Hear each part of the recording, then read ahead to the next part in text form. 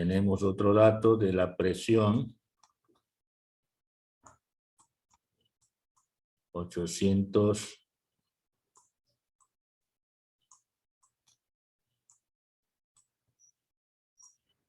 megapascales.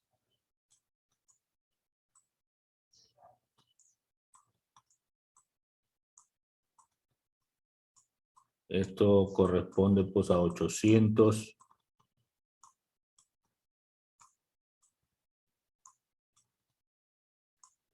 por 10 a la sexta pascales.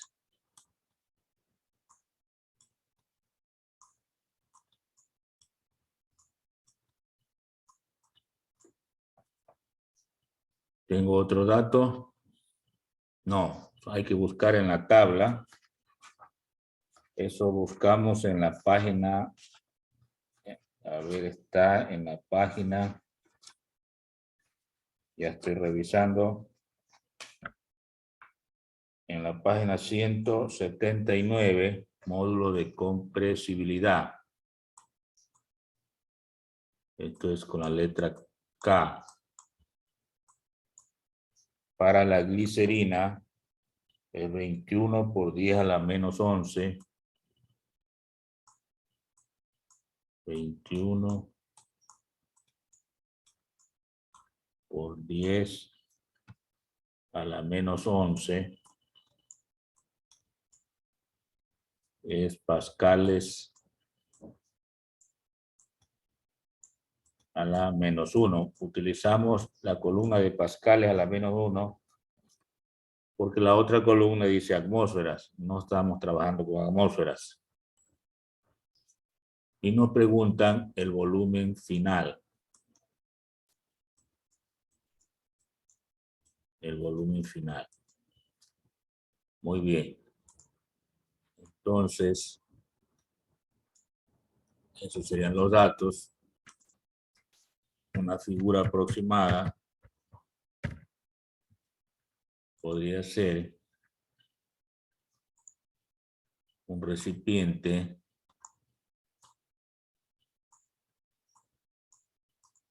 a la que vamos a colocar la glicerina líquida.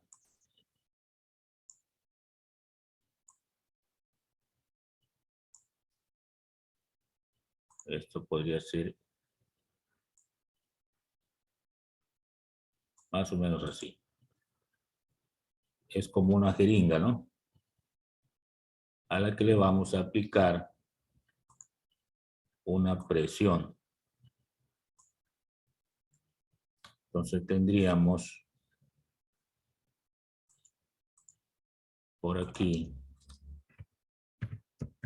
glicerina. Bien. Podríamos también indicar cuál es el volumen inicial y cuál es el final, ¿no? Entonces esto vendría a ser el inicial. Por acá el final. De la siguiente manera.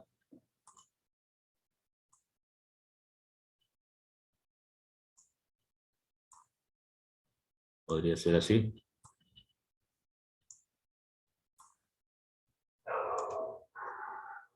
Bueno, por ahí creo que ya se ilustra el volumen inicial,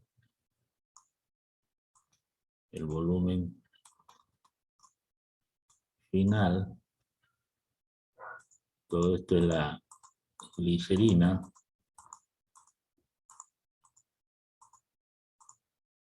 Acá tenemos la presión. Esto se entiende que es un émbolo, ¿no? O pistón que le llamamos. ¿Qué más podríamos indicar? A ver. Presión, volumen final, volumen inicial. Estamos ahí. Bueno, eso corresponde entonces a la figura. Nos vamos a los cálculos.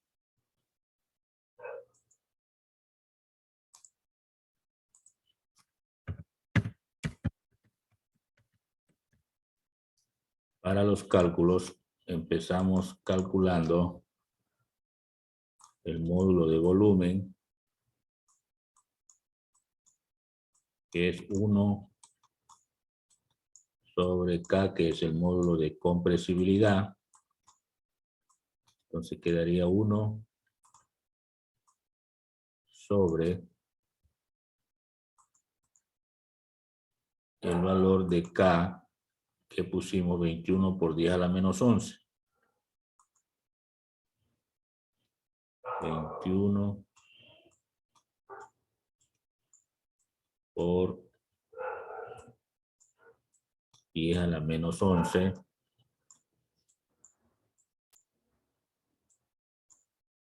Estos son pascales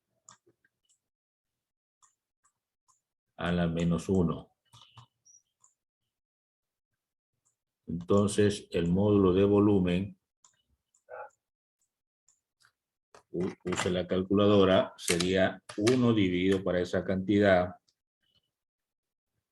de 21 por 10 a la menos 11.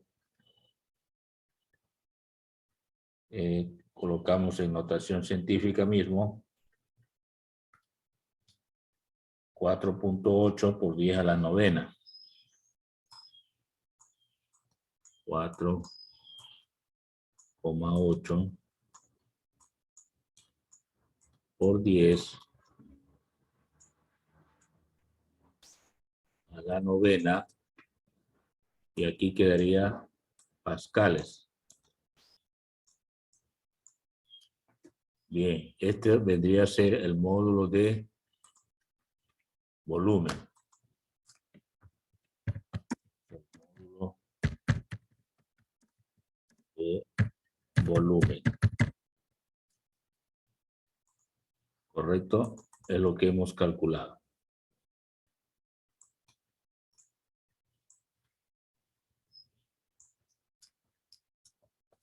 Bueno, una vez que hemos calculado el módulo de volumen, nos toca determinar la deformación de volumen. Entonces, la deformación de volumen es una letra D, delta, con una V. Deformación de volumen es igual a menos la presión sobre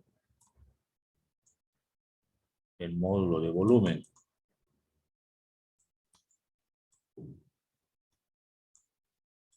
Entonces quedaría menos la presión, que es 800 por 10 a la sexta.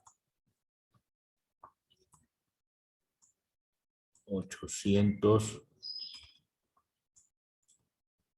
por 10 a la sexta.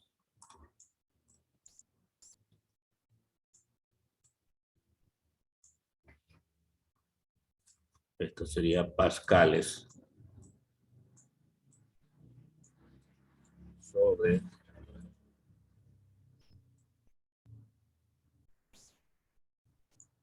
el módulo de volumen, que es 4,8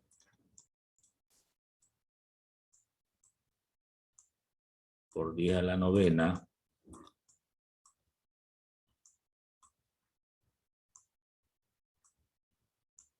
pascales.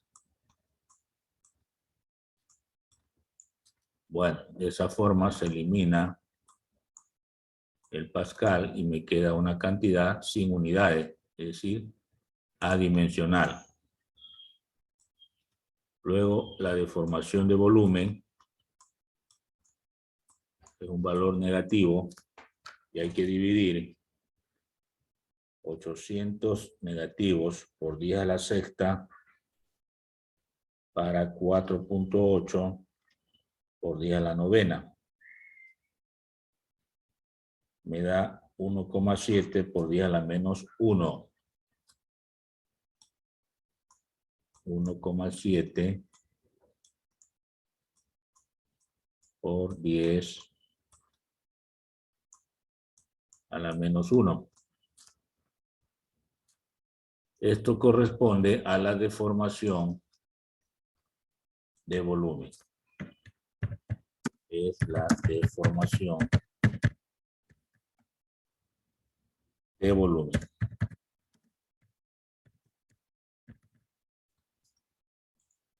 Una vez que tengo esto, paso por el lado derecho a calcular la variación de volumen. Entonces tengo variación de volumen, que es un triángulo y una letra V mayúscula. Variación de volumen es igual a la deformación de volumen por el volumen inicial. Entonces va a quedar variación de volumen igual a menos 1,7 por 10 a la menos 1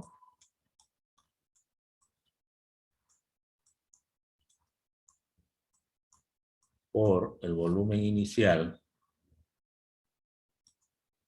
es 3 decímetros cúbicos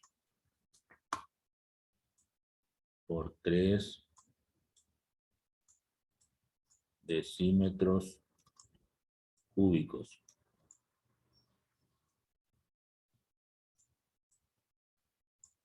También se puede decir litros, porque un decímetro cúbico es un litro. Entonces multiplicamos y tenemos 5,0, bueno, debe ser redondeado esto, ¿no? 5,1 debería salir aquí, ¿no? Si trabajamos con todas cifras. Por 10 a la menos 1 decímetros cúbicos. Esto está aproximado, ¿no? Porque estoy trabajando en notación científica. Bueno, esa es la variación de volumen. Es la variación de volumen.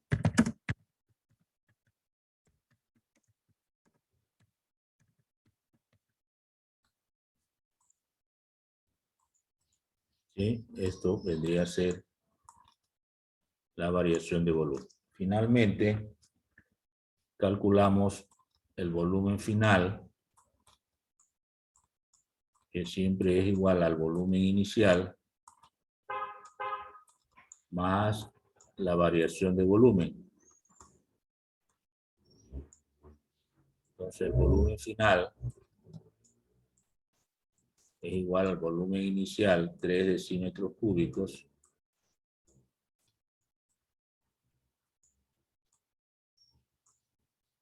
más la variación de volumen, que es negativo,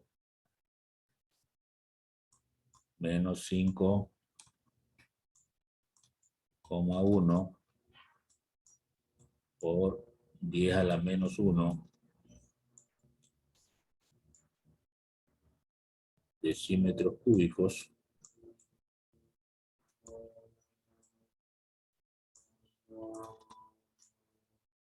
entonces se transforma en una resta, ¿no? Sería 3 menos 5,1 por 10 a la menos 1 sería 0,51 y eso me daría pues la diferencia que estaría en 2,49. 2,49 decímetros cúbicos.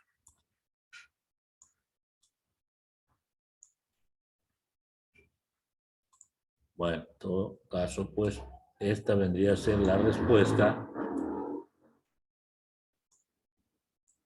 del volumen final. Como ves, se ha reducido por efecto de la presión.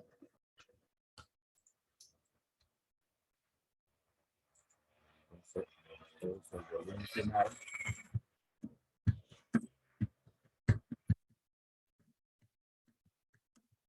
glicerina.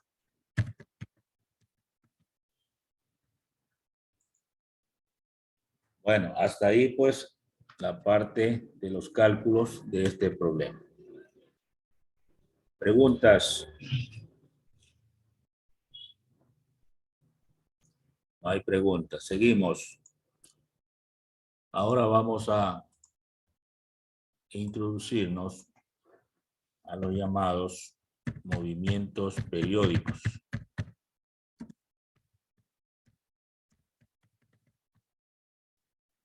Movimientos periódicos.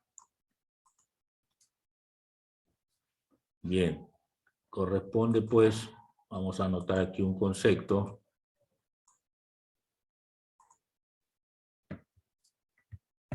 Son todos aquellos movimientos que se repiten, mismas características,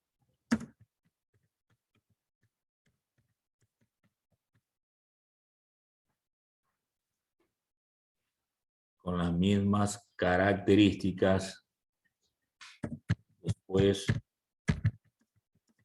un ciclo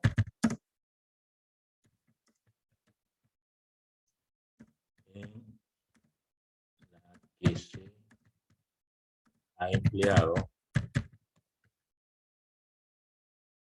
tiempo al que se denomina periodo.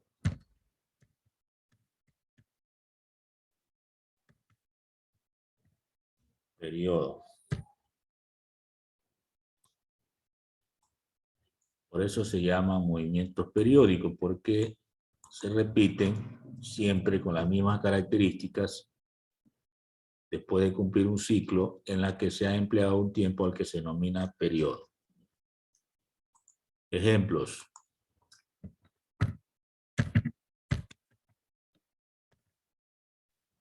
Ejemplos.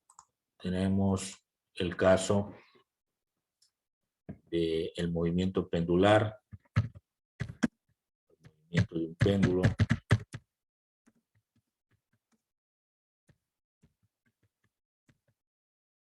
péndulo.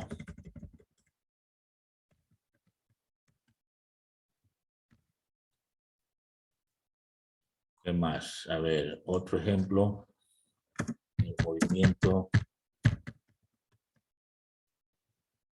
de las manecillas de un reloj,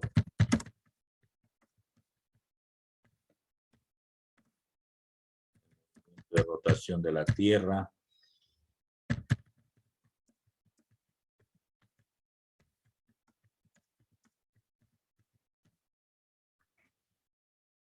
correcto, ¿no? Entre otros. Entonces, en la naturaleza siempre hay movimientos que se están repitiendo. En el caso, por ejemplo, de la rotación de la Tierra, cada 24 horas se cumple lo mismo, ¿no? Que sí se cumple una rotación. El movimiento de la Luna alrededor de la Tierra también es un movimiento periódico, es decir, emplea en dar una vuelta alrededor de la Tierra alrededor de 28 días, creo, ¿no? Un mes aproximadamente.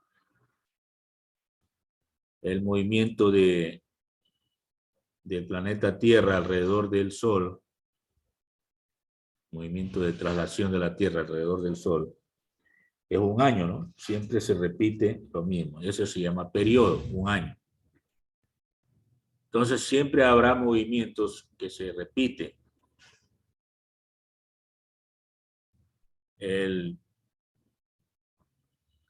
Un ejemplo de un vendedor de pan, por ejemplo, nos golpea la puerta siempre a las 7 de la mañana para que le compre el pan. Entonces él vende pan en forma periódica, ¿sí? Cada día nos golpea la puerta a la misma hora. Entonces se repite siempre lo mismo, es algo periódico. ¿Preguntas hasta el momento? Entonces, En la naturaleza, repito, hay ciertos movimientos que se repiten con las mismas características cuando ya ha cumplido un ciclo o un tiempo al que se llama pues periodo. Podemos clasificar, ¿no? Clasificación del movimiento periódico. Vamos a poner acá. Clasificación del movimiento periódico.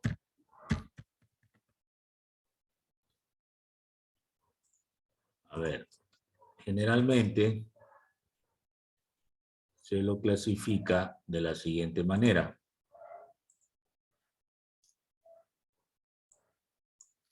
El primer movimiento periódico se llama movimiento circular uniforme.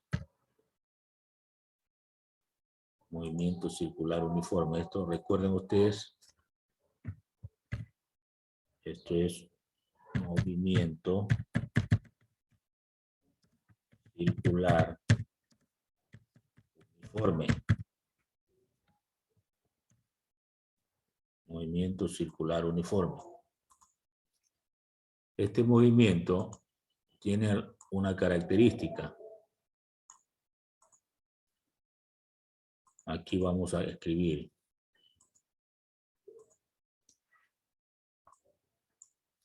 Se caracteriza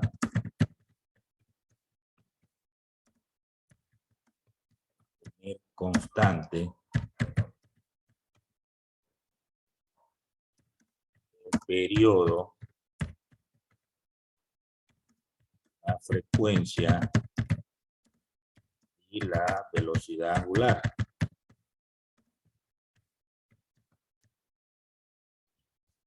Sí, es una característica de este movimiento, pero aquí habla del periodo, por eso está dentro de la clasificación de movimiento periódico. Otra clasificación es el llamado movimiento armónico simple, se lo conoce como más. Voy a poner aquí abajo lo que significa. Este es movimiento armónico simple. Movimiento armónico simple. Bueno, este es nuevo para nosotros, pero vamos a explicarlo, ¿no? Detenidamente. Bien. Vamos a explicarlo.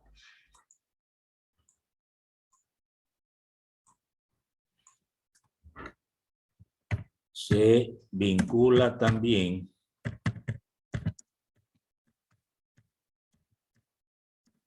con el movimiento circular uniforme. Con el movimiento circular uniforme. Es un movimiento vibratorio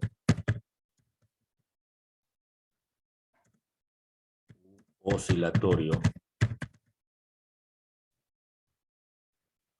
Es un movimiento vibratorio u oscilatorio que tiene periodo constante. O sea, se repite con las mismas características.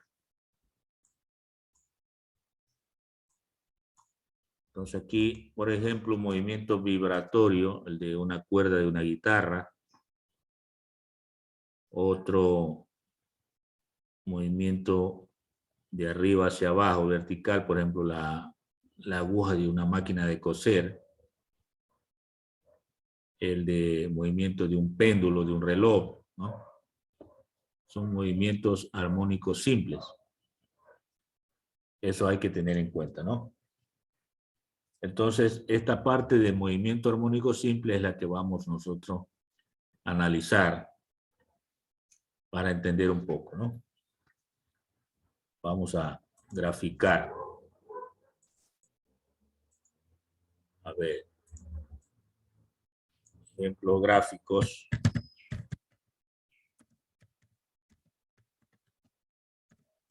El movimiento armónico simple.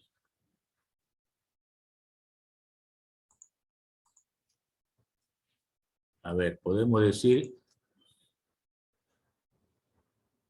yo tengo un resorte.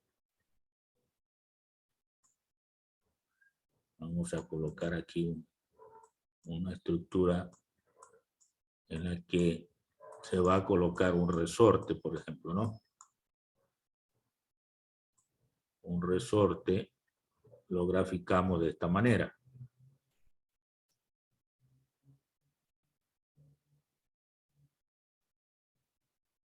Y aquí colgamos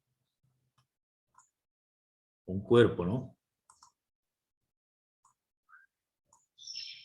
Puede ser cualquier cuerpo.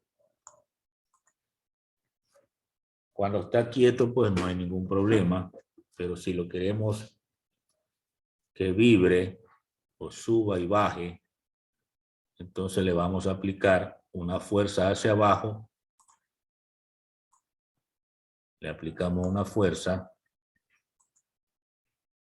Esto sería que lo estiramos, ¿no? Recuerda lo que hablamos de elasticidad. Entonces, ese cuerpo va a quedar un poco más abajo. De esta manera, ¿no? Lo estiramos y queda un cuerpo más abajo. Luego, esta masa, pongámosle la letra M de masa, que pasó de la posición 0, que es de equilibrio, a la posición 1,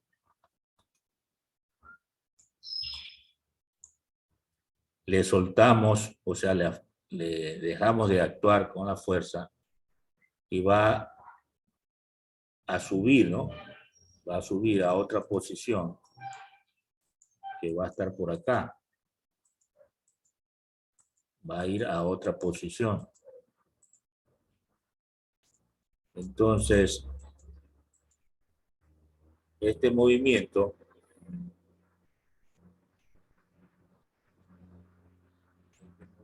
vibratorio se va a producir, ¿no? Es decir, va a llegar a una posición 2.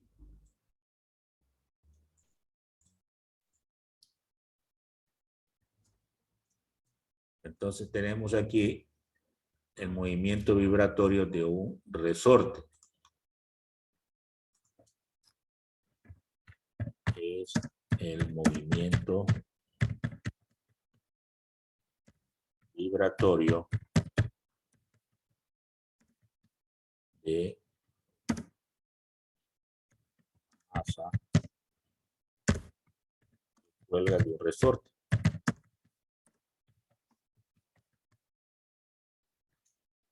De un resorte.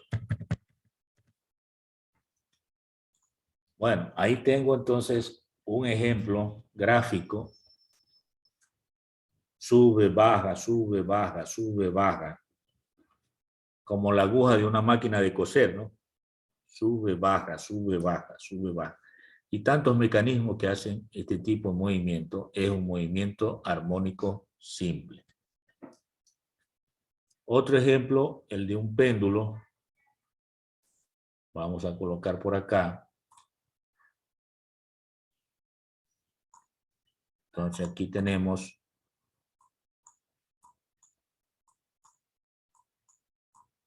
el techo nuevamente. Y podemos colgar aquí en un gancho una masa pendular, como la de un péndulo, un reloj. Por ejemplo, eso, ¿verdad? Bien, esta sería la posición 0. ¿Sí? Pero si yo le separo esto, le separo, por ejemplo, le ubico un poco hacia la izquierda.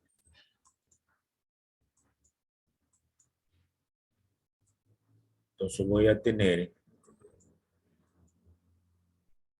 el péndulo ubicado en esta posición. Esta sería la posición 1. Correcto, entonces lo que he hecho es desplazarlo hacia la izquierda. No sé si puedo hacerlo mejor. A ver, lo que he hecho es desplazarlo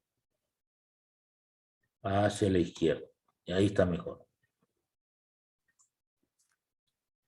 Entonces, luego le suelto y va a ir hacia el otro lado. Esto lo hemos hecho y lo hemos visto en algún experimento o viendo las oscilaciones del péndulo de un reloj.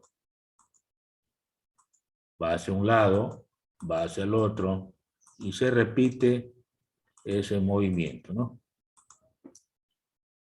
Entonces esta masa se va hacia un lado y luego va hacia el otro. Entonces tenemos otro movimiento. Y luego se repite. Nuevamente va hacia el punto central y se repite. Esta sería la posición 2. Entonces acá tengo el movimiento oscilatorio. Es el movimiento oscilatorio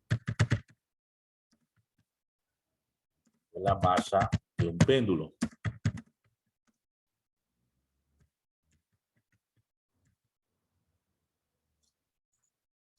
Bien, tengo ahí entonces dos ejemplos.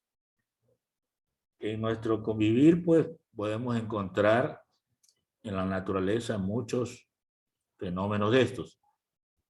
Son movimientos armónicos simples, están dentro de la clasificación de movimientos periódicos. He puesto en forma gráfica, pues, ese tipo de situaciones que tienen que ver con movimientos de esta naturaleza. En el libro usted puede encontrar este tema desde la página 193. Entonces les recomiendo ya ir leyendo los contenidos que se aprecian en esta unidad, que es la unidad 6. La unidad 6. Movimientos armónicos simples. ¿Preguntas? Bueno, esperemos que me hayan comprendido al menos esta parte introductoria.